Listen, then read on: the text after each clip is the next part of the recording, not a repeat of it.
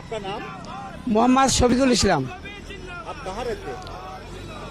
हम जाएगा बाबरी मस्जिद बनाने के तैयारी करेगा हुमायूं कबीर से वहाँ पर जाएगा। यहाँ पे माथे पे क्या आपने लेके जा रहे ईट है, हैं? इसलिए बाबरी मस्जिद के तैयारी करने के लिए ईट लगेगा। तो सर पे क्यों आप लेके जा रहे हैं?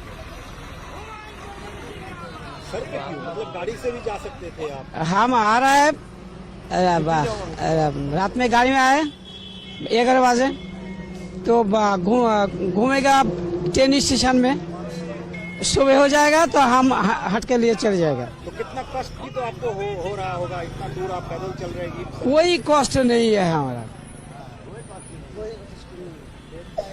भाव लगता है। तो कितना खुशी है आज? बहुत खुशी है, बहुत खुशी है हमारा, बहुत खुशी है। तो कोई दर्द नहीं हो रहा है? नहीं, कुछ नहीं। बारासात में घर है ना?